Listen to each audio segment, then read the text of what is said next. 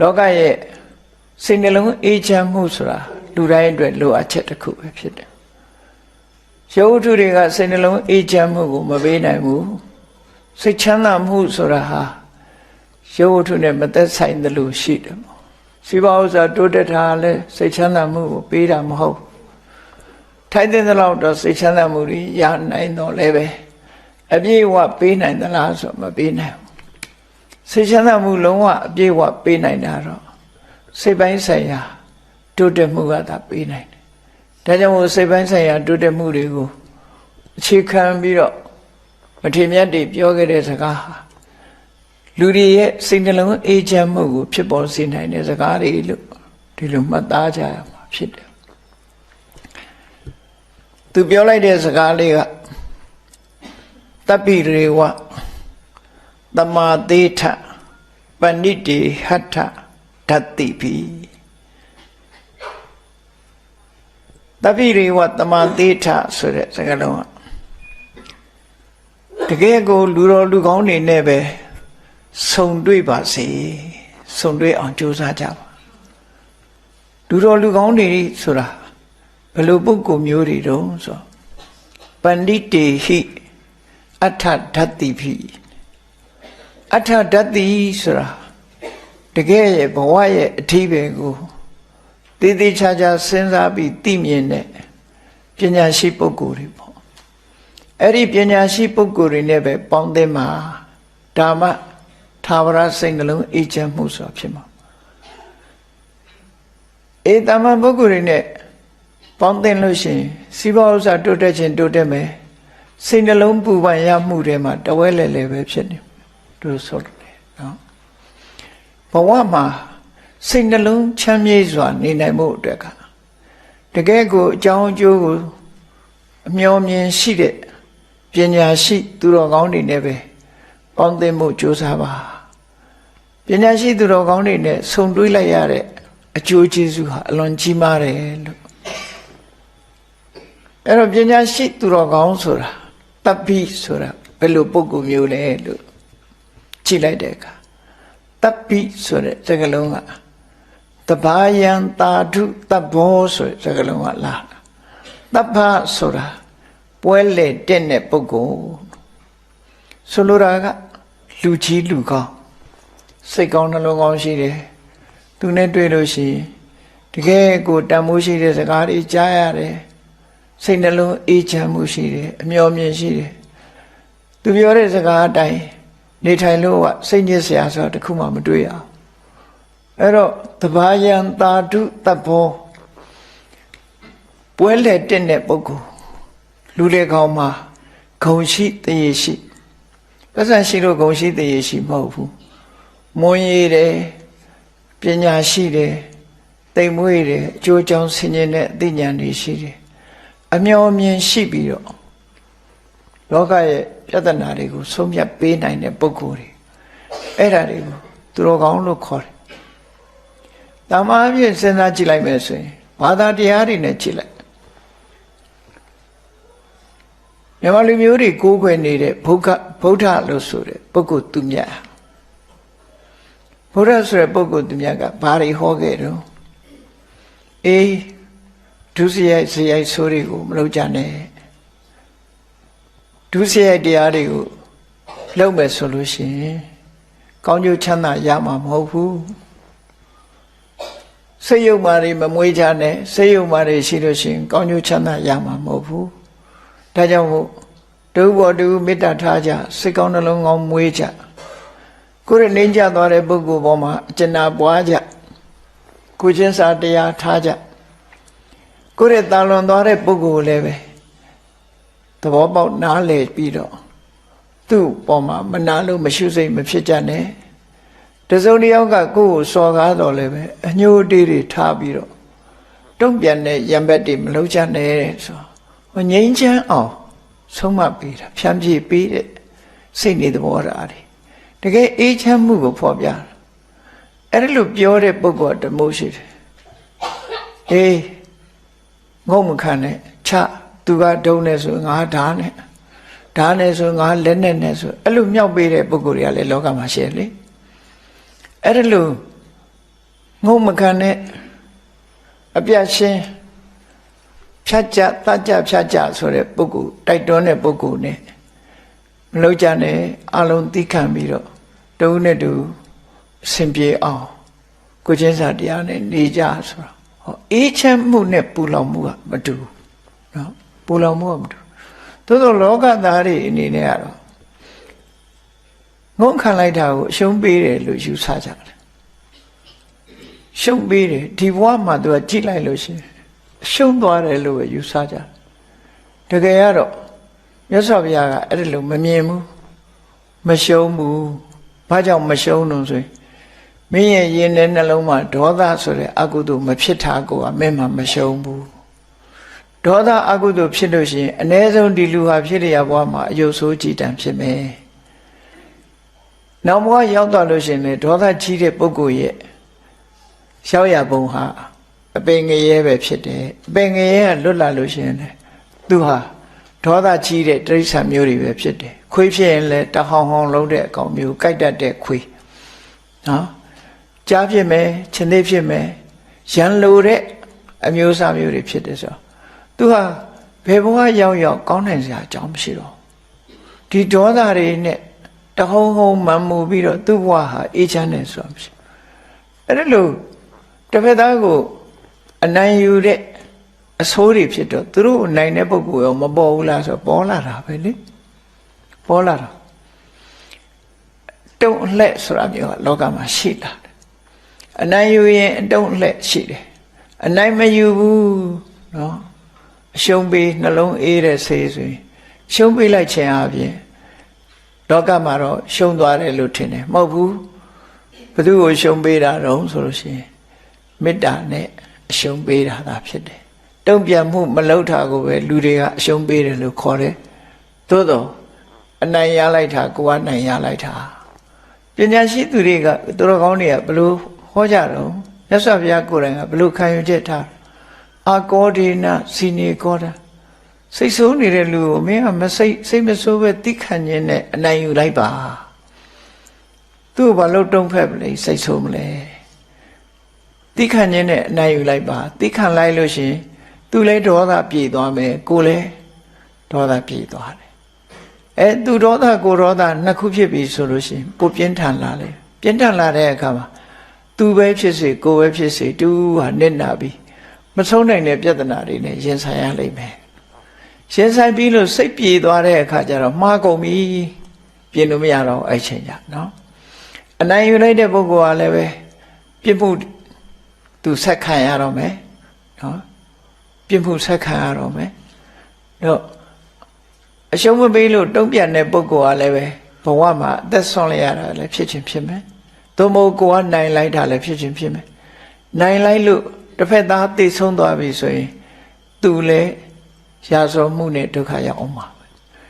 ရက်သွားတာမဟုတ်ဘူးနောက်ပြဿနာတစ်ခုထပ်တက်တာအဲ့တော့မြတ်စွာဘုရားရဲ့အဆုံးအမသူတော်ကောင်းတွေရဲ့အဆုံးအမဆိုတာအာကောဒေနစိနေကောတာဒေါသကြီးလို့ရှိရင်မေတ္တာနဲ့အနိုင်ယူလိုက်ပါမေတ္တာနဲ့ငြိမ်းသက်လိုက်ပါသူဒေါသငြိမ်းသက်လိုက်လို့ရှိရင်မိတ်ဆွေမပြတ်အခင်မပြတ်နောက်ကျဖြစ်သွားအဲ့ဒါလို့အနိုင်ယူနည်းတွေကိုအကြောင်းအကျိုးဆင်ញင်ပြီးတော့ပြောပြတဲ့ပုဂ္ဂိုလ်တွေကိုတပ်ပြီးရေဝတမသေးတာအဲ့ဒီလိုပုဂ္ဂိုလ်မျိုးတွေနဲ့ပဲဘဝမှာဆုံတွေ့ပြီးသူတို့ရဲ့အကြံဉာဏ်တွေသူတို့ရဲ့အဆုံးအမတွေနဲ့ပဲနေတာကောင်းတယ်လို့ဒီပုံနှမထေကအဲ့လိုမရှိတာနော်သူ့ရဲ့အမှတ်တရစကားဟာအဲ့ဒါကြိုးကြုံဆင်ញင်တတ်တဲ့ပညာရှိတဲ့ပုဂ္ဂိုလ်တွေရဲ့ပညာရှိတဲ့ပုဂ္ဂိုလ်တွေနဲ့ပဲသူတော်ကောင်းတွေနဲ့ပဲပေါင်းသင်းမှုဆုံတွေ့ဖို့ကြိုးစားပါတဲ့အဲ့ဒါလို့ကြိုးစားလို့ရလာတဲ့အကျိုးဟာအမှန်တမ်းကြီးမားပါတယ်လို့ဆိုပြီးတော့ဘာဆက်ပြောတော့ဆိုအထံမဟန္တံဂံဗီရံဒုဋ္ဌတံနိပုဏအနုတဲ့တာမန်လူတွေကဒီလိုအချက်ကိုမြင်ခဲ့တယ်ဘာလို့အရှုံးပေးရမှာလဲသူချကိုချပေါ့ဆိုတာမျိုးမြောက်ပေးမှာပဲလေခေါ်ကတော့မဟုတ်ဘူးဖြစ်ပေါ်လာမဲ့ပြဿနာတွေကိုကြိုတင်မြင်လိုက်တယ်မြင်လိုက်သည့်အတွက်ကြောင့်သူ့ရဲ့အတွေးဟာနဲ့နဲတယ်ဖြစ်ပေါ်လာမဲ့အကြောင်းအရာတွေအကုန်သိလို့ နော်အလွန်ကြီးမားတဲ့အကျိုးအမြတ်တဦးနဲ့တူရန်စားဆိုတာမရှိဘူးဟောလောကကြီးမှာဟိုအင်္ဂလိပ်ဘာသာအုပ်တွေထဲမှာလည်းပဲရှိတယ်လေနာမည်တော့မေ့နေရိုမီယိုတို့ဘာတို့အဲ့ဒီရှိတ်စပီးယားရေးတဲ့ဝတ္ထုတွေထဲမှာဆိုရင်ဆွေမျိုးတွေအစဉ်အဆက်ရံပဲဖြစ်နေကြတာလေနောက်ဆုံးမှာတူတူနားလည်မှုယူတဲ့အခါမှာအဲ့ဒီရန်ညှိုးဟာပြတ်သွားတာလို့ဆိုရင်သူနိုင်တဲ့အလှဲ့ကိုနိုင်တဲ့အလှဲ့သူကဥတဲ့အလှဲ့ကိုကဥတဲ့အလှဲ့တက်လက်ကဖြစ်နေကြရန်ညှိုးဆိုတာဟာဒီဘဝတည်းမဟုတ်ဘူးတခါတော့ကနော်ဒီလိုရန်ညှိုးမျိုးတွေကြောင့်မို့လို့လူသားနဲ့ဘလူမလူသားအမျိုးသမီးတယောက်ကစပြီးတော့ဖြစ်တာလူသားအချင်းချင်းကစပြီးရန်ညှိုးဖြစ်ကြတယ်မျိုးသမီးနှစ်ဦးအပြိုင်ဖြစ်တယ်ပေါ့နော်အိမ်တော်ဘက်အပြိုင်ဖြစ်တဲ့အခါမှာတူတူမနာလိုတဲ့စိတ်တူကမနာလိုတဲ့စိတ်နဲ့ပျက်စီးအောင်ကြံဖန်နောက်ဆုံးမှအသက်ဆုံးရှုံးသွားတဲ့အခါမှာအဲ့ဒီမျိုးသမီးကအညှိုးတေးထားပြီးဒေါသနဲ့သိဆုံးသွားတယ်ညှိုးတေးနဲ့သိဆုံးသွားတယ်တင်းတော့သိသေးတာပေါ့နော်ခုခေတ်လူတွေပြောတာလို့နော်ကိုယ်အလှဲ့ကြတော့မနှွဲ့စဒန်းဆိုပြီးတော့အတုံအလှဲ့ဆိုလာမှာပဲဆိုပြီးအန်ကျိတ်ပြီးတော့မချမ်းနိုင်ဖြစ်ပြီးတော့သူဟာသိဆုံးသွားတဲ့အခါဘာသွားဖြစ်တုံးဆိုจิตติသွားဖြစ်တယ်ခုနကသူ့ကိုနိုင်ယူလိုက်တဲ့အမျိုးသမီးကဘာသွားဖြစ်တုံးဆိုသမင်သွားဖြစ်တယ်သမင်သွားဖြစ်တဲ့အခါသမင်မွေးတိုင်းจิตติကလာစားအတုံးလှဲ့ကြောင့်သူ့ကူမှပုံမုံတာသူ့ကူမှပုံမုံပြီးသူ့သားသမီးတွေကြီးပဲစားပြစ်တယ်ဘာမှမတတ်နိုင်ဘူးအဲ့ဒီအခါမှလည်းပဲသူကိုယ်တိုင်စားခံရတဲ့အချိန်လေးမှာနောက်မှကြမင်းကိုငါနိုင်မရစေဆိုပြီးတော့သူကလည်းပဲမကြေနိုင်မခိုင်းနိုင်နဲ့ဖြစ်သွားပြန်ဖြစ်သွားတဲ့အခါမှာလူမဘဝရောက်သွားဟိုမျိုးသမီးကတမင်မကဟိုဘလူမဘဝဖြစ်ပြီးတော့ခုနကလာလာစားတဲ့ချက်သိမကလူပြန်ဖြစ်လာတယ်အဲ့ဒီအချိန်မှာတခါပြန်ပြီးတော့အတုံးအလှဲ့လှုပ်တာပဲနော်မဆုံးနိုင်တဲ့ရန်ညှိုးကလေးစားချေကြတယ်လို့ဆိုလို့တယ်အဲ့ဓာတွေဟာဒီလိုပဲဒေါသကိုဒေါသမေတ္တာနဲ့အနိုင်မယူသည့်အတွက်ကြောင့်ဘဝတန်တရားထိအောင်အမုန်းစိတ်တွေပါဝင်ပြီးတော့ဒုက္ခရောက်နေကြတယ်ဒီကနေ့ခေတ်ပဲကြည့်အကျမ်းဖက်သမားဆိုတာလေအမုန်းစိတ်တွေပြင်းထန်ပြီးတော့လူတွေကိုဘယ်သူပဲဖြစ်ဖြစ်တတ်ဖို့ဖြတ်ဖို့ဝန်မလေးတဲ့အနေအထားမျိုးတွေဖြစ်လာအဲ့ဒါမကောင်းတဲ့ဒီပုံကိုယ်တွေနဲ့ပေါင်းလို့မကောင်းတဲ့အတွေးခေါ်တွေခေါင်းထဲရောက်ပြီးတော့ဒီလိုဖြစ်ကုန်ကြတာအကယ်၍သာမေတ္တာတရားနဲ့တူဘောတူသိခညမယ်ခွင့်လွှတ်ကြမယ်နော်ဘယ်သူမှရံမလို့ကြဘူးဆိုရင်ဒီအဖြစ်မျိုးကိုမရောက်နိုင်တော့ဘူးပေါ့ငြိမ်းချမ်းသွားမှသိကြတယ်ပေါ့ဒါကြောင့်မလို့မကန်နဲ့ပြောတဲ့ပုဂ္ဂိုလ်ရဲ့စကားလူမိုက်တွေရဲ့အပြောစကားတွေရဲ့ခြားထဲမှာ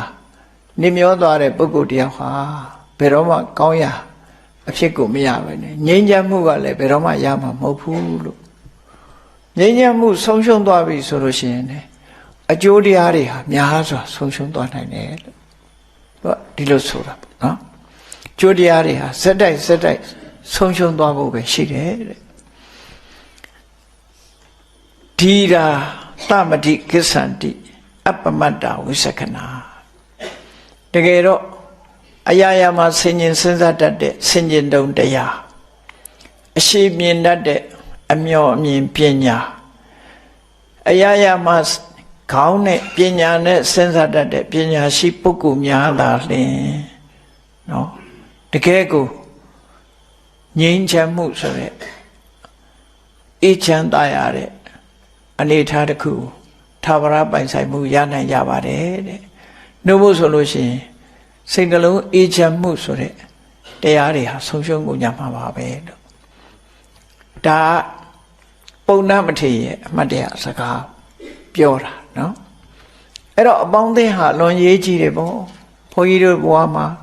ပေါင်းသင်းဆက်ဆံမှုဟာလွန်ရေးကြီးတယ်မကောင်းတဲ့လူနဲ့ပေါင်းလို့မကောင်းတဲ့အတတ်တွေတက်လာမယ်မကောင်းတဲ့အတွေးတွေခေါင်းထဲဝင်လာမယ်မမှန်မကန်တဲ့အမြင်တွေခေါင်းထဲရောက်လာမယ်ဆိုရင်အဲ့ဒီအမြင်တွေကိုအခြေခံပြီးတော့လူဟာဆိုးမိုက်ပြီးတော့နောက်ဆုံးမှာတန်တရားထဲမှာရုံမထွက်နိုင်တော့အခြေအနေဆိုးတွေနဲ့ကြုံတွေ့သွားနိုင်တယ်သူ့လက်ကိုယ်လက်ဆိုတာမျိုးတွေနဲ့ဒုက္ခရောက်သွားနိုင်တယ်လို့အဲ့တော့ဒီစကားအမတ်တရားစကားပြောတဲ့ပုဂ္ဂိုလ်ဟာဘယ်သူလဲလို့ဆိုလို့ရှိရင်ရှင်ပုံနာဆိုတဲ့မထေရပုံနာဟာနှစ်ပါးရှိပိဋကတ်စပေမှာနော်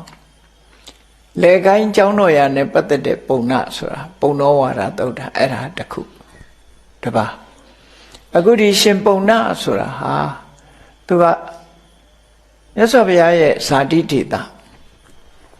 ကပိလဝတ်မြို့အနီးနားမှာဒေါနဝတ္ထုဆိုတဲ့ပုံနာရွာကြီးရှိတယ်ဗြဟ္မဏေကြီးပဲနေကြတယ်အဲ့ဒီပုံနာရွာကြီးကရွာသားတူပဲသူဟာတပည့်ဆက်ကြတရားဟောတဲ့အခါမှာပထမဆုံးကျွတ်တန်းဝင်ပြီးသောတပန်ဖြစ်ပြီးမြတ်စွာဘုရားဓမ္မပထမဆုံးယဟန်ဖြစ်ခံယူတဲ့ရှင်ကွန်းတညာရဲ့တူအရင်ပဲပုံနာဆိုတာသူ့ရဲ့မေတော်ကမန္တာနီဆိုတဲ့ပုံလေးမှမြို့သမီးဖြစ်လို့သူ့အမေနာမည်နဲ့ဗာထည့်ပြီးတော့ပုံတော်မန္တာနီပုတ်တော်လို့စာပေကျမ်းကမှာဒီလိုဆိုတယ်မန္တာနီဆိုတဲ့ဒကမာကြီးရဲ့မြို့သမီးရဲ့သားဖြစ်တဲ့ရှင်ပုံနာလို့အဲ့ဒီရှင်ပုံနာဟာသူကရှင်ကုဏ္ဏညာမထေရမြတ်ကြီးရဲ့တူရှင်ကုဏ္ဏညာဆိုတာအလုံးသိတဲ့အတိုင်းဘုရားလောင်းလေးမွေးဖွားလာတဲ့အခါမှာဖိတ်ခေါ်ပြီးတော့မင်းသားလေးရဲ့ကြံရင်လက္ခဏာကိုကြည်ခိုင်းတဲ့ဘုရင်ရဲ့ပရောဟိတ်ပုံနာတွေထဲမှာတဦးဖြစ်ပါဝင်ခဲ့တယ်ပေါ့သူ့ဦးလေးကတဦးဖြစ်ပါဝင်ခဲ့ပညာတတ်ပုဂ္ဂိုလ်အဲသူကလည်းပဲပညာတတ်ပုဂ္ဂိုလ်ပဲအဲ့တော့ကုဏ္ဏညာဆိုတဲ့မထေရမြတ်ကြီးရဲ့တူအရင်ဖျားလောင်းလေးနောက်ပိုင်းတောထွက်သွားတဲ့အခါမှာရှင်ကုဏ္ဏညာအမှုပြုတဲ့ပိဿဝဂီတွေလည်းနောက်ကနေလိုက်သွားကြတယ်လိုက်သွားပြီးတော့ပထမဆုံးတရားဓုတရားမြတ်ရရင်နာဖို့ဆိုပြီးအခွင့်ရအောင်လို့ကြိုတင်ပြီးလူဘဝဆုံးခွာပြီးမလှမ်းမကမ်းမှသွားနေကြတယ်ဖျားနဲ့ဖျားလောင်းတရားကျင့်တဲ့နေရာအနီးပါးမှနေကြတယ်နောက်ဆုံးကျတော့6နှစ်နီးဒုက္ခရစရိယပြင်ပန်းခံပြီးတော့ကျင့်တယ်သူတို့ဟာဝေယဝိဆဆောင်ရွက်ပေးရင်ကနေခက်လန်းလန်းကနေကြအဲ့ဒီနီးဟာမှားနေသည့်အတွက်ကြောင့်ကျမကြီးချို့တက်သွားတဲ့ဘုရားလောင်းကသူ့ရဲ့ technique ပေါ့ကျင့်တဲ့နီးစနစ်တွေကိုပြောင်းလိုက်မယ်ပြောင်းပြီးတော့ကျမကြီးကောင်းအောင်ပြန်ပြီးတော့အစာစားပြီးကျမကြီးခ ्यू ဆိုင်ပြီးအပြန်မွေးတဲ့အချိန်မှာသူတို့ကသွားပြီးဖျားဖြစ်ဖို့အတိညာဏ်တရားဓုကိုတော့ရတော့မှာမဟုတ်တော့ဘူးဆိုပြီးစိတ်ပြက်လက်ပြက်ဖြစ်ပြီးတော့ဗာရဏသီဘက်ကိုခရီးထွက်သွားကြပြီဣတိပတနာတော်ရောက်သွားကြတာသူတို့ဟာဖျားလောင်းတရားကျင့်တာကိုဆုံးခွာပြီးတော့ထွက်သွားကြတာစိတ်ပြက်လို့ထွက်ခွာသွားတာနော်အဲ့ဒီရှင်ကုဏ္ဏညာကြီးကကပိလဝတ္ထုမြို့အနီးနားကဒေါနဝတ္ထုဆိုတဲ့ဗြဟ္မဏရွာကြီးတရွာရဲ့ရွာသားတူဖြစ်တယ်သူ့ရဲ့တူကအခုရှင်ပုံနာအဲ့လိုမြတ်စွာဘုရားစီသူကတရားနာပြီးနောက်ဆုံးမှာဒွဲစကြတရားဟောတဲ့အခါမှာသောတပန်ဖြစ်ပြီးချင်းမြတ်စွာဘုရားရဲ့တပည့်တော်ကယဟန်ဖြစ်ပထမဆုံးပြုခွင့်ရတဲ့ပုဂ္ဂိုလ်ဖြစ်သွားနောက်ယဟန်နာအပါ60ထွက်ပေါ်လာတဲ့အခါမြတ်စွာဘုရားကခရီးတည်သစာတွေထွက်ပြီးတော့အမှန်တရားကိုလိုက်လံရှင်းပြဖို့အတွက်သာသနာပြုလွတ်တယ်လို့ခေါ်တာပေါ့နော်စရထဘိက္ခေစာရိကဘုဇနာဟိတယအများအကျိုးဖြစ်အောင်ထိုဒေသကိုသွားကြမာဧကိနဒွေကမိဋ္ဌာတနေရာတဲ့ကိုဥတီချက်ဌာနတစ်ခုကိုနှစ်ယောက်မသွားကြနဲ့တပါးပဲသွားဘာလို့လဲဆိုတော့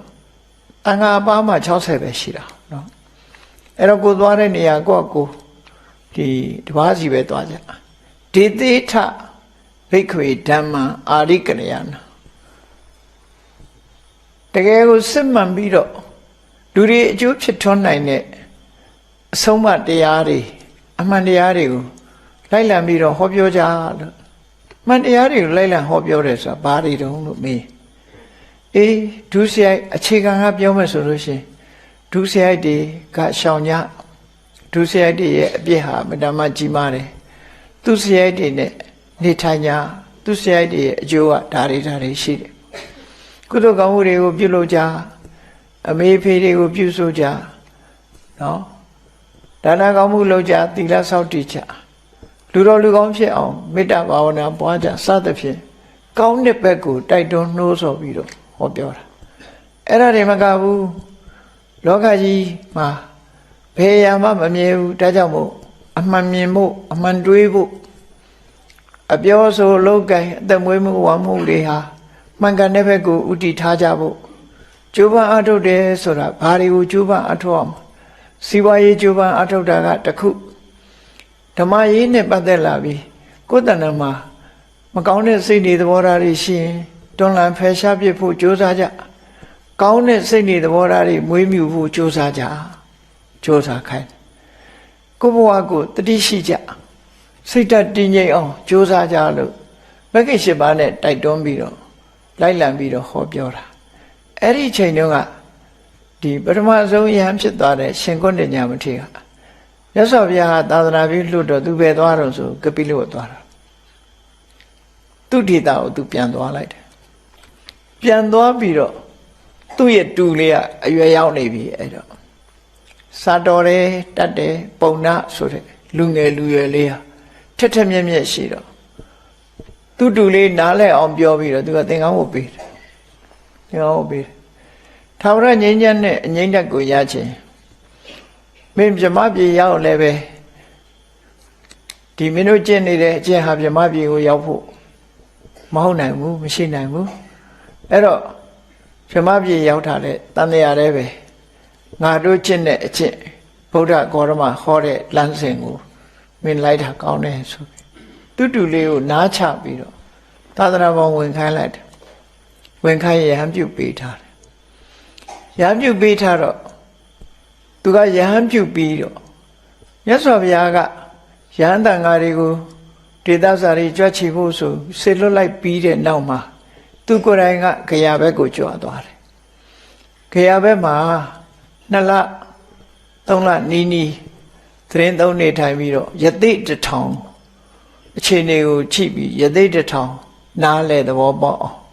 ယသိတထောင်ကိုစီယုံပြီးတော့တရားချတယ်နောက်ဆုံးမှာယသိတထောင်ဟာသူတို့ရဲ့လမ်းစဉ်တွေကိုစွန့်ပယ်ပြီးမြတ်စွာဘုရားရဲ့လမ်းစဉ်နောက်ကိုလိုက်ကြတာနော်အဲ့လိုလမ်းစဉ်နောက်လိုက်တာတဲ့အခါအလုံးဟာယဟန်ဖြစ်ပြီးတော့ဖရာဘဲကိုကြွတော့ဆိုဗေမိသာရမင်းကြီးကတောထွက်လာတော့ကသူကတောင်းဆိုထားတာရှိတယ်ရှင်ဘုရားဗုဒ္ဓအဖြစ်သို့ရောက်ရင်သူ့နိုင်ငံကိုပထမဆုံးကြွပေးပါလို့ဆိုအဲ့တော့ရာဇဂိုနဲ့လည်းနီးနေတာဖြစ်တော့ကြောင့်ဗုဒ္ဓဂယာကနေပြီးယသိတထောင်နောက်ပါခြံရံနဲ့ရာဇဂိုဘက်ကိုယင်ကြွလိုက်တာရာဇဂိုကြွပြီးတော့မြတ်စွာဘုရားဟာရာဇဂိုမှာသတင်းသုံးနေထိုင်ခဲ့တယ်ပေါ့နော်အဲ့လိုသတင်းသုံးနေထိုင်တာအဲ့ဒီအချိန်လေးမှာပဲရှင်ကုဏ္ဏညရက်လည်းဟိုဘက်ရောက်ပြီးတော့တူတူကိုဆိုမြတ်စွာဘုရားရာဇဂိုမြို့သတင်းသုံးနေထိုင်တဲ့အချိန်မှာဘုရားစီတစ်ခေါက်ပြန်လာတယ်ပြန်လာပြီးတော့သူကအကြီးဆုံးတက်တော့အကြီးဆုံးလည်းဖြစ်တယ်ပထမဆုံးယဟန်ဖြစ်တာဆိုတော့အဲ့ဒီမှာရှင်သာရိပုတ္တရာတို့ရှင်မောက္ကလန်တို့ဆိုတာကမြတ်စွာဘုရားရာဇဂိုသတင်းသုံးတဲ့အခါမှာပေါ်နေပြီသူတို့ဟာဧကတာဝကယာထုတွေနဲ့နေထိုင်တဲ့ပုဂ္ဂိုလ်တွေဧကတာဝကယာထုဆိုတာတရားဟောပြီးဆိုလို့ရှိရင်ဒီ hierarchy လို့ခေါ်တယ် hierarchy ဆိုတာယာထုအဆင့်တန်းနေရာဆိုတာရှိတယ်မြတ်စွာဘုရားကတရားဟောပြီးဆိုတဲ့အခါမှာရှင်သာရိပုတ္တရာရဲ့နေရာကဘုရားရဲ့လက်ရဘက်မှာရှိတယ်ရှင်မောက္ကလန်ရဲ့နေရာကလက်ဝဲဘက်မှာရှိတယ်ဘုရားနဲ့တန်းပြီးတော့သူတို့ထိုင်တာဘာလို့လို့ဆိုရင်သူ သူတို့နှစ်ပါးထိတ်တန်းတပြည့်ကိုထိတ်တန်းတပြည့်ဘာကြောင့်သူတို့ထိတ်တန်းဖြစ်နေတာတော့လို့ဆိုပညာအရာမှာဖရာလောက်နီးနီးပညာကြီးတယ်ရှင်သာရိပုတ္တရာရှင်မောက္ကလန်ကလည်းဖရာလောက်နီးနီးတကူကြီးတယ်အဲ့တော့ပညာဘက်ကထူးချွန်သူနဲ့တကူဘက်ကထူးချွန်သူနှစ်ဦးဟာမြတ်စွာဘုရားရဲ့လက်ယုံလက်ဝဲလက်ရာမှာရံပြီးတော့တရားဓမ္မဟောပြောတဲ့အခါမှာအမြဲတမ်းထိရောက်အောင်စွမ်းနိုင်တဲ့ပုဂ္ဂိုလ်တူနှစ်ပါးအောင်မြတ်စွာဘုရားရဲ့လက်ယုံတစ်ပြည့်ကြီးအဖြစ်သူတို့ကသတင်းသုံးရှင်ကုဏ္ဏညာကပထမဆုံးယဟန်ဖြစ်ခဲ့ပြီမဲ့လို့သူစုပန်ခဲ့တာကပထမဆုံးတရားထုကိုရရပါလို့ဤတရားဥနာရပါလို့ဤပဲစုပန်ခဲ့တာဖြစ်တယ်ဒါကြောင့်မို့သူအတွက်နေရာကတော့မြတ်စွာဘုရားရဲ့နောက်ကျောမှာထားတယ်အကြီးဆုံးဖြစ်ပေမဲ့လို့သူကနောက်ကရောက်သွားတယ်ယာဓုနဲ့ hierarchy ဆိုတဲ့ယာဓုအဆင့်နဲ့ကြည့်လိုက်နောက်ရောက်သွားအဲ့ဒီမှာရှင်သာရိပုတ္တရာတို့ရှင်မောက္ကလန်တို့ကသူရှိရထိုင်ရမှာအာနာတယ်အသက်အားဖြင့်ငယ်တယ်အရွယ်အားဖြင့်ငယ်ကြတယ်သူတို့တွေထေကြီးဝါကြီးဖြစ်ပြီးတကယ်ကိုလေးစားရတဲ့ပုဂ္ဂိုလ်ကြီးကသူတို့နောက်ကဆိုတော့အာတုံအာနာဖြစ်တော့ရှင်ကုဏ္ဏညာကတန်ခါပရိသတ်ထဲမှာသူတို့ကိုချမ်းချမ်းသာသာနေပါစေသူတို့ကစုပန်လာတဲ့ပုဂ္ဂိုလ်တွေထူးချွန်တဲ့ပုဂ္ဂိုလ်တွေလူဆိုတာအရေးချင်းမတူဘူးလေနော်ဒီချင်းမတူအသက်နဲ့ပြောလို့မရဘူးအဲ့တော့သူတို့ကိုခွင့်လန်းပေးတယ်တာမန်ပုဂ္ဂိုလ်တွေဆိုဘယ်ပေးမလဲနောက်မှပေါ်ထင်ရွှေကြပင်ဆိုပြီးကဲ့ရဲ့အောင်ပါလေလူတွေကနောက်မှပေါ်လာရင်ရွှေကြပင်လို့တော့အခေါ်ခံရတယ်ဒါပေမဲ့နှုတ်ပြဖို့ပဲစဉ်းစားအဲ့ရွှေကြပင်နောက်မှပေါ်ထင်ရွှေကြပင်နေဆိုပြီးတော့မလိုမုန်းတာဖြစ်တတ်တယ်ဒါလူတဘာဝကိုပြောရှင်ကုဏ္ဏညာမထေရကြီးကတော့အဲ့လိုစိတ်ထဲမှာမဖြစ်ဘူးအေးသူတို့နေရထိုင်ရခက်ခဲလိမ့်မယ်ငါတန်ဃာတွေကြားမှာမနေတော့ဘူးမြတ်စွာဘုရားစီခွင့်ပန်ပြီးတော့ဟိမဝန္တာတောင်ကဆတ္တန်အိုင်းဆိုတဲ့ဘက်မှာသွားပြီးတသက်လုံးအဲ့ဒီမှာပဲသတင်းသုံးသွားတယ်ပြန်မလာနောက်ဆုံးပြိဋိဘံသံဃာနီးမှာဘုရားစီတစ်ခေါက်လာကြော့သွားတယ်အဲ့ဒီမှာပဲပြိဋိဘံဆံသွားတယ်အဲ့တော့သူကသူ့တူလေးကိုသင်္ကန်းဝတ်ပေးထားခဲ့ပြီးမြတ်စွာဘုရားစီသူပြန်လာတဲ့အချိန်မှာသူ့တူလေးကပုံနာဆိုတဲ့ရဟန်းတော်လေးကစိတ်ထဲမှာသူကဘယ်လိုတုံးဆိုသူဖျားကိုလိုက်ပြီးတော့မဖူးသေးဘူးဘာလို့လို့ဆိုသူတရားမကျင့်ရသေးဘူးသူဥကြီးတော်စီကတရားဓမ္မတွေကိုသူနာယူလိုက်တာနာယူပြီးတော့ကမ္မထာအထုတ်နည်းတွေကိုသူမှတ်သားပြီးတရားထုတ်ပြီးတရားထုတရားမြတ်ရမှငါဖျားကိုသွားဖူးတော့မယ်နော်တရားထုမရမချင်းငါဖျားစီမသွားသေးဘူးဆိုပြီးတော့တရားပဲအထုတ်လိုက်တာတရားအထုတ်လိုက်တော့သူကယန္နာဖြစ်သွားတယ်ယန္နာဖြစ်သွားတဲ့အခါမှာဘာတွေကိုသူစိတ်ဝင်စားတော့လို့ဆိုယဟန်ဘဝမှာနော်ဒီစိတ်ဆန္ဒအလိုလောဘနီးတာကိုသူသဘောကျတယ်လောဘကြီးတာကိုမကြိုက်ဘူးအလုံးဟာလောဘနေတယ်လောဘနေတယ်ဟိုဟာဖြစ်ခြင်းနဲ့ဒါဖြစ်ခြင်းနဲ့ဆိုတာဒီမရှိစေရအောင်လောဘနေဖို့ကိုရှိတာနဲ့ကျင့်တတ်ဖို့ကင်းကွာလွတ်လပ်ပြီးတော့တရားဓမ္မနဲ့ပျော်မွေ့ဖို့နော်သီလနဲ့ပြည့်စုံမှုသမာဓိနဲ့ပြည့်စုံမှုပညာနဲ့ပြည့်စုံမှုဆိုပြီးတော့မြတ်စွာဘုရားရဲ့အဆုံးအမထဲမှာအရေးချင်းတန်ဖိုးတွေကိုဖော်ပြထားတဲ့စကား10မျိုးကထာ10ပါးလို့ခေါ်တယ်အဲ့ဒီကထာ10ပါးနဲ့ပဲသူတပည့်တွေကိုဟောပြောဆုံးမသူကိုယ်တိုင်ကလည်းကိုယ်တိုင်လိုက်နာကျင့်သုံးတယ်အဲ့ဒါနဲ့သူကနာမည်ကြီးတယ်ဟောပြောကောင်းတယ်တပည့်တွေစီယုံရေးကောင်းတယ်သို့တော့ဘုရားနဲ့သူမတွေ့ရသေးဘူးနော်ဘုရားနဲ့မတွေ့ရသေးဘူးမြတ်စွာဘုရားကိုသူယဟန္တာဖြစ်ပြီးမှဖူးမယ်လို့အဲ့ဒီအချိန်မှာသူတပည့်တွေကလည်းယဟန္တာဖြစ်သွားယဟန္တာ900ယဟန္တာ900ကဘုရားကိုအရိယာဖြစ်သွားရင်ဘုရားကိုပိုးချီညိုကြတယ်ဘာလို့လဲဆိုရင်သူတို့သိတဲ့တရားဟာဘယ်ပုဂ္ဂိုလ်ကနေဟောတဲ့တရားလဲဆိုတော့သူတို့ကိုယ်တိုင်သိသွားတဲ့အခါကျတော့ဟာဒီလိုစစ်မှန်တရားမျိုးဒီလိုပုဂ္ဂိုလ်မျိုးရဲ့တရားဟာအမှန်တမ်းထူးခြားတယ်ဒီလိုပုဂ္ဂိုလ်မျိုးနဲ့မတွေ့ရရင်ဒီတရားမျိုးမနာရရင်တို့ဒီအသိဉာဏ်တွေရမှာမဟုတ်ဘူးဆိုသိကျေစုတင် သိကျေးဇူးတင်လို့ဘုရားကိုဖူးချင်ကြတယ်ရှင်ပုံနာကိုအားလုံးကခွင့်ပန်တဲ့အခါရှင်ပုံနာကဘာစဉ်းစားလိုက်တုံးဆိုငါဟာဒီပရိသတ်တွေတအုံးအုံးနဲ့နေတာကိုမြတ်စွာဘုရားမကြိုက်ဘူးနော်ပဝိဝေကလို့ခေါ်တယ်လူတွေစီကားဖြစ်တာဆိုလို့ရှိရင် तू ကရဟန်းတန်ဃာတွေဖို့မှာဒါကောင်းတဲ့လက္ခဏာမဟုတ်ဘူး तू ကဘာလို့လို့ဆိုပရိသတ်များနေလို့ရှိရင်ဒီတရားနှလုံးသွင်းမှုအချိန်ကနည်းသွားတယ်ဒါကြောင့်မလို့စိတ်နှလုံးအိတ်ချမ်းမှုရဖို့ရအတွက်ကတယောက်ထီးနေမှပို့ပြီးတော့ဖြစ်တယ် solitary life ဆိုတာနော်တယောက်ထင်းနေတဲ့အနေအထားမျိုးကို तू ကပို့ပြီးတော့နှစ်သက်တော့သူ့စိတ်ထဲမှာ तू ကအဲ့ဒါကိုချီးမွမ်းဟောပြောလေးရှိသည့်အတွက်ကြောင့် तू ကစဉ်းစားလိုက်တယ်သူတပိပိဋက900နဲ့အတူဖျားစီသွားမယ်ဆိုလို့ရှိရင် तू ဟာအချမ်းရံနေနဲ့ဒီလိုနေပြီးတော့အတိုင်းနဲ့အဝိုင်းနဲ့ तू ခေါ်တဲ့တရားနဲ့ तू လုံးရက်နဲ့ဟာမကြိုက်ဘူးဒါကြောင့်မလို့ तू ဟာတယောက်တည်းပဲသွားချင်တယ်တပည့်တွေနဲ့မသွားချင်ဘူးဒါကြောင့်တပည့်တွေကိုအရင်လွှတ်လိုက်တယ်ကဲကိုတော်တို့အရင်သွားမြတ်စွာဘုရားကိုရှိခိုးတပည့်တော်ရဲ့စကားနဲ့ဘုရားရဲ့ခြေတော်ဆုံးကိုဥတိုက်တဲ့အကြောင်းကိုရှောက်ထားတပည့်တော်နောက်မှလိုက်လာခဲ့ပါမယ်ဆိုပြီး သူကိုယ်တိုင်ဟောတဲ့တရားကိုသူကိုယ်တိုင်လေးစားလိုက်နာတဲ့အနေနဲ့သူဟာတဝိရိနေတဲ့ဘဝကိုစံပြအနေနဲ့နေပြပြီးသူတို့တွေကိုလွှတ်လိုက်တယ်လွှတ်လိုက်တဲ့အခါကျတော့သူတို့တွေကလည်းသူ့ကိုအလွန်လေးစားကြတယ်မြတ်စွာဘုရားစီရောက်တဲ့အခါကျတော့သူတို့တွေကသူတို့ဆရာဘယ်လောက်တော်တယ်ဘာတွေကိုဟောပြောတယ်ဆိုတာကိုမြတ်စွာဘုရားကိုရှောက်ကြတယ်နော်ရှောက်ကြတဲ့အခါဒီလိုဒီဘယ်အရာပဲဖြစ်ဖြစ်လောဘမကြီးတာတို့ရှိတာလေးနဲ့ကျင့်တတ်တာတို့လွတ်လွတ်လပ်လပ်နေတာတို့ကိုချင်းသီလပြေဝအောင်အထောက်ထားတို့ဆိုတဲ့အည်အသွေးတွေသူဟာသူကိုယ်တိုင်လည်းရှိအောင်လုပ်တယ်တပည့်တွေကိုလည်းရှိအောင်ဒါကိုပဲအလေးနဲ့ထားပြီးတော့ဟောပြောတယ်ဆိုတာဒီမြတ်စွာဘုရားကိုရှောက်ကြတာအဲ့ဒီစကားကိုဘယ်သူကကြားတော့ဆိုရှင်သာရိပုတ္တရာကြားဇာတိဒေသမှာသာသနာပြုတရားဟောနေတာရှင်ပုံနာအဟောပြောလဲအလွန်ကောင်းတယ်ဆိုတာရှင်သာရိပုတ္တရာကြားတော့ရှင်သာရိပုတ္တရာအလွန်ပညာကိုတန်ဖိုးထားတဲ့ပုဂ္ဂိုလ်ဆိုဒီစကားလည်းကြားလိုက်ရောသူကရှင်ပုံနာကိုသိတွေးချင်စိတ်ရှိတယ်သိတွေးချင်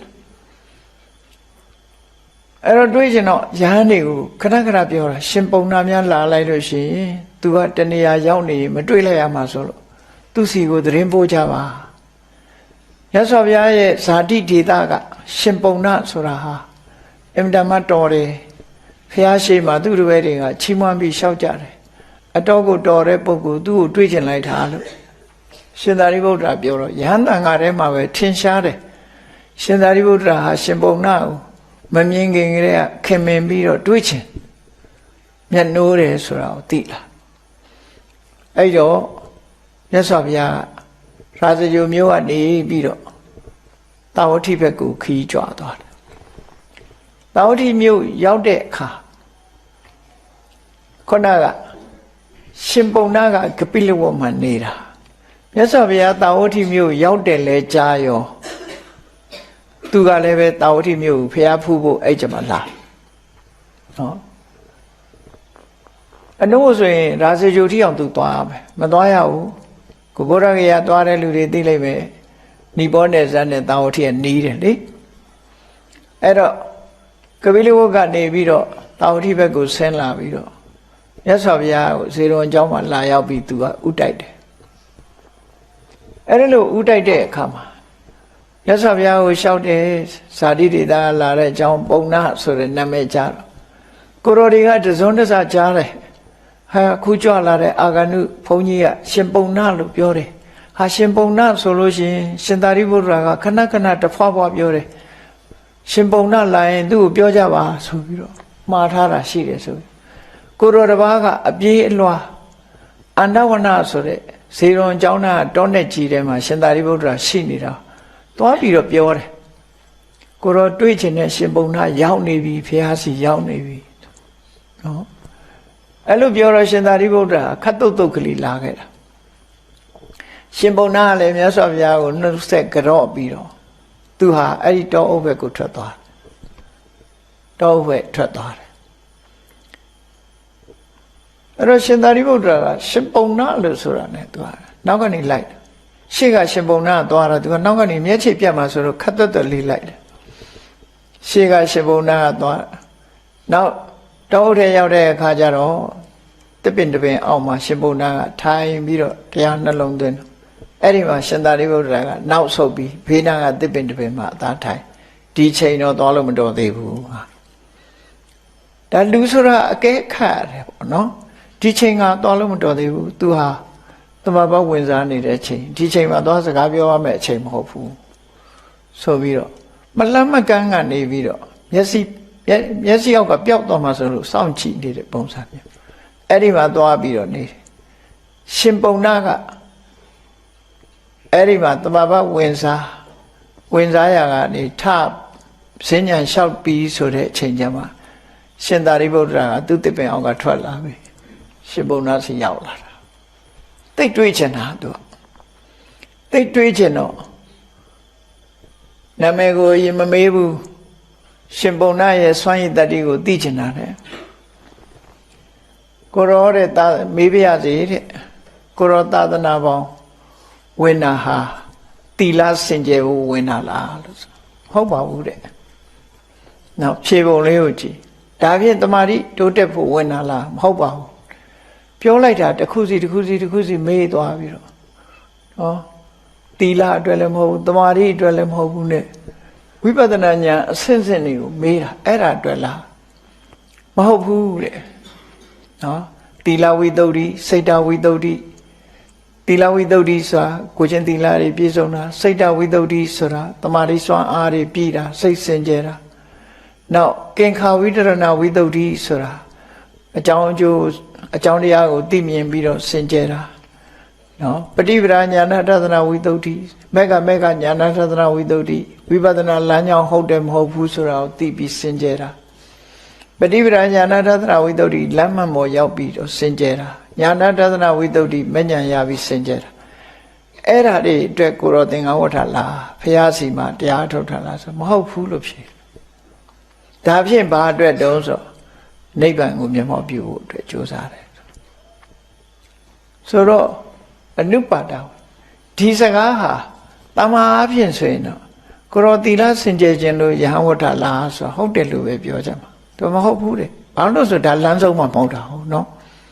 လမ်းဆုံးမှမဟုတ်တာအဲ့ဒါတွေကိုရှင်သာရိပုတ္တရာကိုဥပမာနဲ့ရှင်းပြတာကောသရမင်းကြီးကခီးထွက်လာတယ်တဲ့ခီးထွက်တဲ့ကအရေးတကြီးသွားเสียရှိတယ်မြဲထားတစည်းတဲ့နဲ့သွားရင်မြင်းမခံနိုင်ဘူးခီးကနည်းနည်းဝေးတယ်ဝေးသည့်အတွက်ကြောင့်မြင်းလဲ9စီးမြင်းရထား9စီးကိုဆင့်ခေါ်ထားတယ်ဘယ်နာတစည်းဆောင်ဘယ်နာတစည်းဆောင်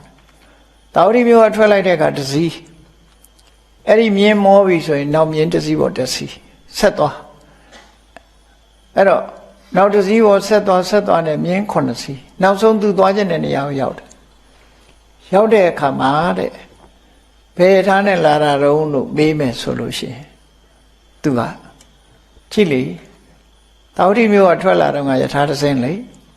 ကြားထဲမှာလည်းယထာတွေအများကြီးသူပြောဖို့ရာတစင်းနဲ့လည်းပြောလို့မရဘူးနောက်ဆုံးစင်းနဲ့လည်းပြောလို့မရဘူးပြောလို့မရတော့ဒီတိုင်းပဲပြောတာဝတိမျိုးကထွက်တာကယထာတစီ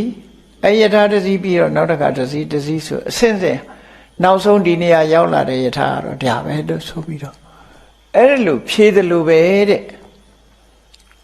ဒီသီလဝိသုဒ္ဓိဆိုတာဘာအတွက်တုံးဆိုစိတ်စင်ကြယ်ဖို့အတွက်စိတ်တဝိသုဒ္ဓိအတွက်သာဖြစ်တယ်အဲ့ဒီပဲတဆင့်ပုတ်ပေးတာသူကယဟန်တန်ဃာတွေသီလစင်ကြယ်ရင်စိတ်တဝိသုဒ္ဓိစိတ်စင်ကြယ်မှုကိုပုတ်ပေးစိတ်စင်ကြယ်မှုကဘယ်ကိုပုတ်ပေးတော့ဆိုကင်္ခာဝိတရဏဝိသုဒ္ဓိဓမ္မရေးရနဲ့ပတ်သက်ပြီးတန်တရားကင်းတဲ့စီကိုပုတ်ပေးဒါပေမဲ့တန်တရားကင်းတာဘယ်ကိုပုတ်ပေးတော့ဆိုမေဃဉာဏတသနာဝိသုဒ္ဓိဝိပဿနာလမ်းကြောင်းဟုတ်တယ်မဟုတ်ဘူးဆိုတာသိဖို့အဲ့ဒါလို့သွားလိုက်တာနောက်ဆုံးကြတော့မှညာဏထသနာဝိသုဒ္ဓိမှာနိဗ္ဗာန်ကိုပို့တာ အဲ့တော့ဘယ်ဟာပို့တာတော့ဆိုတော့သူကအစင်အစင်သွားတာအားလုံးကိုပဲဖြေရမှာတခုတည်းနဲ့ဖြေလို့မရအဲ့တော့ရှင်သာရိပုတ္တရာကမေးလိုက်တာကိုသူကအဲ့လိုစနစ်တကျဖြေဆိုပြီးတော့ပြလိုက်တော့မှရှင်သာရိပုတ္တရာကသူတရားနာခြင်းလို့တမင်မေးတာသူမသိတာမှမဟုတ်တာပဲเนาะအဲ့ဒါသူရှင်းပြတာကိုသဘောကျပြီရထဝိနိတသုတ်ဆိုတာဟောထားတာရှိတယ်နဲ့အဲ့ဒီမှာရှင်သာရိပုတ္တရာကနေပါအောင်နဲ့အရှင်ဘုရားဟောတာပြည့်စုံလိုက်တာကောင်းလိုက်တာမှန်ကန်လိုက်တာရှင်ဘုရားဘွဲတော်ကဘယ်သူတော့လို့ဆိုတော့ဩတပည့်တော်ဘွဲတော်ကဘွဲကပုံနာလို့ခေါ်ပါတယ်သတင်းသုံးပေါ်တွေကတော့ပုံတော်မန္တန်နိပုတ်တော်မန္တန်နိရဲ့သားယဟန်ပုံနာလို့သိကြပါတယ်ဆိုတဲ့အခါရှင်သာရိပုတ္တရာသူသိရတဲ့နဲ့မေးတာနော်မေးပြီးတော့ရှင်ပုံနာနဲ့တွေ့ရတာ तू ဝန်တာတယ်တဲ့ तू မေးတာတွေကိုကြာနာဖြေဆိုလို့ तू ဟာရှင်ပုံနာကိုခေါင်းပေါ်ရွက်ပြီးတော့ထားခြင်းတယ်ပေါ့လေဘယ်သွား तू မေးစရာရှင်ခေါင်းပေါ်ကနေချပြီးတော့မေးခြင်းတယ်ပေါ့ခေါင်းပေါ်ရွက်ထားခြင်းပါတယ်ရှင်သာရိပုတ္တရာကအဲ့လောက်ထိအောင်လူတယောက်ကိုမျက်နှိုးတယ်လို့သူဆိုလို့တယ်နော် तू မေးချင်တာတွေအလွယ်တကူမေးလို့ရအောင်ရှင်ပုံနာကိုခေါင်းပေါ်တင်ပြီးတော့ရွက်ပြီးတော့ထားခြင်းပါတယ်လို့ပြောတော့ရှင်ပုံနာသူပြန်မေးတယ်အရှင်ဘုရားရဲ့ဘွဲတော်ကဘယ်သူတော့ဆိုတော့တပည့်တော်ရဲ့ဘွဲကတော့ဥပဋိတ္တလို့ခေါ်ပါတယ်သတင်းသုံးပေါ်တွေကတော့သာရိပုတ္တရာလို့သိပါတယ်အဲ့ကြတော့မှရှင်ပုံနာကတခွန်းနဲ့ပြောလိုက်တာဖယားလောက်နီးနီးပညာကြီးတဲ့ဆရာကြီးနဲ့စကားပြောတာရှင်သာရိပုတ္တရာမှမသိလို့ဥပမာတွေနဲ့သူပြောမိပါတယ်လို့အားတော့အာနာဖြစ်သွားဟိုကဧကတဝကကြီးလေနော်ဧကတဝကကြီးဖျားပြီးရင်ရှင်သာရိပုတ္တရာကနံပါတ်1ကိုအဲ့ဒါလောက်ပညာကြီးတဲ့ပုဂ္ဂိုလ်ဥပဝိယတွေနဲ့ပြောမိတာအားတော့အာနာဖြစ်တယ်လို့ဆိုတဲ့အကြောင်းသူပြောလိုက်တဲ့သူသုံးလိုက်တဲ့စကားလေးကတတ္ထုကပ္ပေနဝတ္တဘောအာစရိယေနမန္တယေမှာနာသနာမအာသမသာရိပုတ္တောတိဖျားလောက်နီးနီးပညာကြီးတဲ့ပုဂ္ဂိုလ်ကြီးနဲ့ဆွေးနွေးနေတာတောင်မှပဲရှင်သာရိပုတ္တရာမှမသိရလေချင်းဟောမသိလိုက်လို့နှုတ်မို့ဆိုရင်ဒီလောက်ကြီးမပြောပါဘူးပေါ့နော်ပြောမှမဟုတ်ပါဘူးအဲ့ဒီမှာတစ်ပါးနဲ့တစ်ပါးဝါမြောက်ဝမ်းသာစကားတွေပြောခဲ့ကြတယ်အဲ့ဒီရှင်ပုံနာဒါကြောင့်မို့မြတ်စွာဘုရားကဓမ္မဂတိကအရာမှာဣတရေဘွယ်သူနဲ့သူချီးကျူးမြောက်စားခဲ့တယ်တရားအဟောပြောအလွန်လိမ္မာတယ်ဟောတတ်ပြောတတ်တယ်နားဝင်အောင်ပြောနိုင်တယ်ရှင်အာနန္ဒာမထေမြတ်တို့သူတို့ကလည်းသာဝတ္မြတ်စွာဘုရားရဲ့ဇာတိတေသသားတွေဆိုတော့ရှင်အာနန္ဒာကကပိလဝကသူကကပိလဝမြို့နယ်ကဒေါနဝတ္ထုဆိုတဲ့ရွာသားအဲ့တော့ဇာတိသားတွေပဲရှင်အာနန္ဒာမထေမြတ်တို့သင်္ကန်းဝတ်ပြီးတဲ့အခါမှာသူစီတွေ့ကြသူဟောတဲ့တရားကိုနာပြီးတော့ရှင်အာနန္ဒာကသောတပန်ဖြစ်တာနော်ရှင်အာနန္ဒာကသောတပန်ဖြစ်တာဒါကြောင့်ရှင်အာနန္ဒာကရှင်ပုံနာဟာတဲ့တပည့်တော်တို့လူငယ်တွေအတွက်သိကျေးဇူးများတဲ့ပုဂ္ဂိုလ်ပဲသူဟောတာပြောတာဟာအလွန်ရှင်းတယ်ဒါကြောင့်မို့သူတရားကိုနာပြီးတော့သူဟာသောတပန်ဖြစ်ခဲ့ရပါတယ်လို့ရှင်အာနန္ဒာကပြန်ပြီးတော့ပြောတဲ့သုတ်တာရှိတယ်ရှင်ပုံနာရဲ့တရားကိုနာပြီးတော့ရှင်အာနန္ဒာသောတပန်ဖြစ်တာဒါကြောင့်မို့ဇာတိဒေသမှာတရားဟောတဲ့နေရာမှာထင်ရှားကြော်ကြတာအဲ့ဒီရှင်ပုံနာအဲ့ဒီရှင်ပုံနာမထေမြတ်ထူးခြားထင်ရှားတဲ့မထေမြတ်ဖြစ်လို့ဒီမထေမြတ်ရဲ့ဆုံးမစကားဟာနော်တပ္ပိရေဝတမသေးထပန္တိတေဟထဓတ္တိပိတပ္ပိဆိုတဲ့လူကြီးလူကောင်းတဘာယံသာဓုတပ္ပိတပ္ဘောလူကြီးလူကောင်းပွဲလေတင့်တဲ့ပုဂ္ဂိုလ်လို့ဆိုလို့တယ်နော်ပညာရဲရင်ပွဲလေတင့်ဆိုတဲ့ဗမာစကားဒီတပ္ပိကိုပြောတာပညာထူးချွန်တယ်အကျင့်သီလကောင်းတယ်ဒါကြောင့်ဝဲဒီပုဂ္ဂိုလ်တွေဟာထူးချွန်ထက်မြက်တဲ့ပုဂ္ဂိုလ်တွေဖြစ်တယ်အဲ့ဒါလိုလူကြီးလူကောင်းပန္တိတာဆိုတဲ့အမျိုးမြင်ရှိတယ်အထဓတ္တိအကြောင်းအကျိုးသိချာရှုမြင်တတ်တယ်အမျှော်မြင်ကြီးမားတယ်အဲ့ဒီပုဂ္ဂိုလ်တွေနဲ့ပဲပေါင်းသိကြပါသူကိုယ်တိုင်ဟာ အခုလိုသူ့ရဲ့ဥကြီးတော်ဖြစ်တဲ့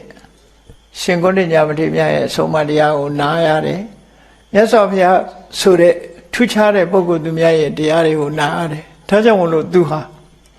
အခုလိုငြိမ်းချမ်းတဲ့အဆင့်ကိုရရတာဖြစ်တယ်ဒါကြောင့်အလုံးသောပုဂ္ဂိုလ်တွေဟာလည်းပဲအခုလိုစင်တမ်းမြင့်တဲ့တကယ်သူတော်စင်နေနဲ့ပဲပေါင်းတင်တိုက်တယ်ပေါင်းတင်မှသာလျှင်တကယ်အရေးကြီးတဲ့အဆင့်ကိုရောက်ရှိမှာဖြစ်တယ်အထံမဟန္တံဂမ်ဘီရာတမန်လူတွေဒါတွေကမသိနိုင်ဘူးဂမ်ဘီရာဆိုတာလေးနဲ့တယ်နဲ့နဲတယ်အပေါ်ယံမသိဘူးတခြားကိစ္စတွေကအပေါ်ယံလေးနဲ့သိကြတယ်လေဒီ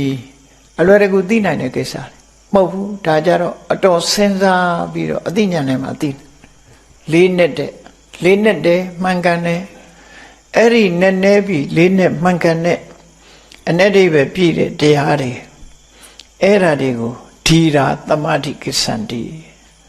အသိပညာရှိတဲ့ပုဂ္ဂိုလ်တွေဟာလက်ကင်ရရှိကြတယ်ပညာမရှိလို့ရှိရင်ဒါတွေကိုမသိနိုင်ကြဘူး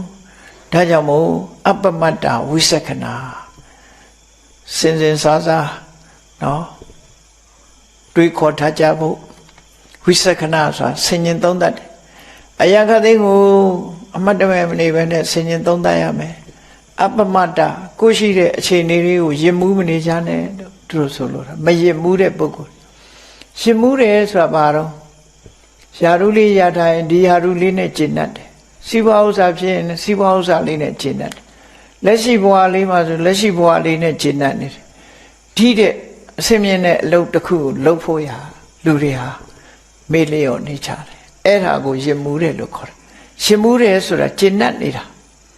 ကိုယ့်အခြေအနေလေးနဲ့လူတွေဟာကျင့်တတ်နေကြတာအဲ့တော့ကျင့်တတ်တယ်ဆိုတာမကောင်းဘူးလားလို့ပြောမယ်ဆိုလို့ရှိရင်လှုပ်တဲ့လှုပ်ထိုက်တာတွေကိုမလှုပ်ဖဲနေရင်ဆုံးရှုံးမှုတွေကအများကြီးဖြစ်တယ်ကိုယ့်ဟာလေးနဲ့ကိုယ်ကျင့်တတ်နေနော်ကျင့်တတ်တယ်ဆိုတာယဉ်မှုနေတာဆိုလို့တယ်ကဲယဉ်မှုပုံကဘယ်လိုတွေယဉ်မှုကြတော့ဆိုတာထင်ရှားအောင်ပြောရမယ်ဆိုရင်လူငယ်လူရွယ်လေးတွေဟာဘာနဲ့ယဉ်မှုလဲဆိုရင်သူတို့ရဲ့နုပြိုတဲ့အရွယ်နဲ့သူတို့ကယဉ်မှုတယ်လူငယ်ဆိုတာလူငယ်စိတ်လေးနဲ့ယဉ်မှုနေတယ်လူငယ်စိတ်နဲ့ယဉ်မှုနေသည့်အတွက်ကြောင့်သူဟာကောင်းတာလုပ်ဖို့အရေးကြီးတာလုပ်ဖို့မကြိုးစားဖြစ်ဘူးတတိမထားဖြစ်ဘူးအဲ့ဒါကိုယုပ္ပနမထလို့ခေါ်တယ်နုပြိုတဲ့အရွယ်လေးမှာယဉ်မှုနေတာကျင့်တတ်နေတာလေဒါလေးနဲ့လူငယ်လူရွယ်လေးတွေဟာကျင့်တတ်ပြီးတော့နေကြတာကိုယ့်ဘဝမှာပြောသလိုနေကြတယ်ကျင့်တတ်ကြတယ်ခြေနေတစ်ခုကျင့်တတ်တယ်အဲ့ဒီကျင့်တတ်နေတာဟာသာဝရလားကိုကျင့်တတ်နေတဲ့နုပြိုမှုဟာသာဝရလားဆိုဘယ်မှာတော့သိမကြဘူးနော်လူဘဝရလာပြီးတော့သိမကြဘူး30 40လောက်50လောက်ရောက်လာပြီဆိုရင်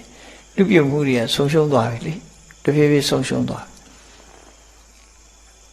ခေါင်းပေါ်ဆိုရင်နေရာဖြူဆေးဆိုးရဖို့လိုလာပြီသွားတွေကကျိုးလာပြန်ဆိုင်ဖို့လိုလာအဲ့တော့ကိုကတော့ပျော်လို့မပြီးသေးဘူးအဲ့တော့နုပြိုမှုပေါ်မှာလဲသူဟာရင်မှုတတ်တယ်ကျမ်းမာနေလို့ရှိရင်လဲကျမ်းမာမှုပေါ်မှာငါကျမ်းမာတယ်ငါလုံနိုင်တယ်ဆိုတဲ့အနေအထားမျိုးပေါ်မှာလဲလူဟာကျင့်တတ်နေတယ်အဲ့ဒီကျင့်တတ်နေတာရင်မှုနေခြင်းပဲအေးကျမ်းမာနေတဲ့လူတယောက်ကငါမှဘာယောဂမှမဖြစ်ဘူးလို့ကျင့်တတ်နေတဲ့အချိန်လေးမှာကောက်ခါငင်ငါယောဂတစ်ခုရပြီဆိုရင်ယူကျုံမရဖြစ်သွားအဲ့ချာဖြစ်ရနေခြင်းအဲ့လိုဖြစ်တယ်နော်အဲ့ဒါအာရောချမရလို့ခေါ်တယ်ကျမ်းမာတဲ့အပေါ်မှာရင်မှုပြီးတော့ကျမ်းမာတော့ငါဘာအကျိုးရှိတာလောဘမလဲဆိုတာကိုမစင်စားဘူးကျမ်းမာလို့သွားလိုက်မယ်လာလိုက်မယ်စားလိုက်မယ်လှုပ်လိုက်မယ်၊ကင်လိုက်မယ်ဆိုတဲ့ပုံမှာပြောသလိုနေလိုက်မယ်ဆိုတာတွေနဲ့ရင်မှုနေတယ်အေးငါဘဝဟာထာဝရမဟုတ်ဘူးကျမ်းမာနေတာလဲထာဝရမဟုတ်ဘူးဆိုတာကိုတတိတဲ့ခေါင်းထဲကိုထဲ့ကိုမထဲ့ဘူးဟောအဲ့လိုမထဲ့သည့်အတွက်ကြောင့်မကျမ်းမာမှုနဲ့တွေ့လာတဲ့အခါကျမှကျမ်းမာမှုဆုံးရှုံးသွားပြီဆိုတဲ့အခါကျတော့ဘာဖြစ်လဲသူဖြေရလေခြင်းဆိုတော့ကဝင်လာထို့တူပဲလူတွေဟာအသက်ရှင်နေသေးလို့ရှင်ဇီဝိတမထလို့ခေါ်တယ်သက်ရှင်မှုပေါ်မှာယဉ်မှုကြတယ် အဲ့ဒီလိုရင်မှုမှုကလည်းပဲသေသွားတဲ့လူတွေတွေ့ရင်သူကဘာကြောင့်သေတာအစာမလို့သေတာသွေးတက်လို့သေတာဘာဖြစ်လို့မစင်ញင်လို့အရက်တွေတောက်လို့စသဖြင့်သေတဲ့လူပဲအပြစ်တင်ပြီးတော့အကုန်လုံးပြောကြတယ်နော်သေမှာပေါ့ဒီလူကဘာလုပ်တာကိုကြတော့သေမယ်လို့ထင်မှမထင်တာနော်အဲ့ဒီလူတွေပြောပြီးတော့အသက်ရှင်မှုပေါ်မှာရင်မှုပြီးတော့ထုံးစံအတိုင်းပဲနေပြန်တာပဲဘယ်တော့မှတရားမလုံနိုင်သေးဘူးဒါမအားသေးဘူးအလောကရှိသေးတယ်တခြားလောကအရေးကြီးတယ်နော်ဒီဟာကိုရက်ရွှေ့လိုက်တယ်လတွေရွှေ့လိုက်တယ်နှစ်တွေရွှေ့လိုက်တယ်တရားနဲ့ပတ်သက်ပြီးစဉ်းစားဖို့ရခေါင်းထဲမှာမထားဘူးရွှေ့ထားတယ်ဟောပြုတ်ကနေတည်တော့မယ်ဆိုတဲ့အခါကျဒုက္ခရောက်ပြန်ရောအဲ့ဒါရှင်မှုတယ်ဆိုတာအဲ့ဒီအဓိပ္ပာယ်ကိုပြောတာနော်အဲ့ဒါကြောင့်မို့လို့အပ္ပမတ္တာရှင်မှုမေ့လျော့ခြင်းကင်းပြီးတော့ဝိသက္ခဏာကိုရထားတဲ့အခြေအနေတစ်ခုမှန်မှန်ကန်ကန်ဆင်ញင်သုံးသပ်တတ်တဲ့ဒီတာပညာရှိပုဂ္ဂိုလ်တွေသာလျှင်ခုနပြောတဲ့တကယ်ကိုအထွတ်မြတ်ဖြစ်တဲ့တိမ်မွေးတဲ့နိဗ္ဗာန်ဆိုတဲ့တရားအငြိမ့်တက်ကိုရရှိနိုင်ကြတာဖြစ်တယ်သူတော်ကောင်းနဲ့ပေါင်းမှဒါတွေကိုရနိုင်တယ်သို့မဟုတ်ဆိုရင်ဒါတွေရကောင်းမှတောင်မသိဘူးလို့ဒါကြောင့်သူတော်ကောင်းတွေနဲ့ပေါင်းမှလို့ရှင်ပုံနာကဒီလိုဆုံးမစကားအမှတ်တရစကားကိုပြောကြားခဲ့တာဖြစ်တယ်တရားချစ်ခင်သူတော်စင်ပရိသတ်တို့ရှင်ပုံနာမထေမြတ်ရဲ့အမှတ်တရစကားကိုနာယူမှတ်သားပြီးတို့တွေဟာရှိနေတဲ့အခြေအနေတစ်ခုပေါ်မှာရေမှုမနေပဲနဲ့လှုပ်တဲ့လှုပ်တတ်တာတွေလုံးဝကြိုးစားအထောက်မှဖြစ်မယ်ဆိုတာကိုစီတတိချက်ပြီးတော့ကြည်ကြံကြုတ်ကုတ်ပွားများအထောက်နိုင်ကြပါစေကုန်သတည်း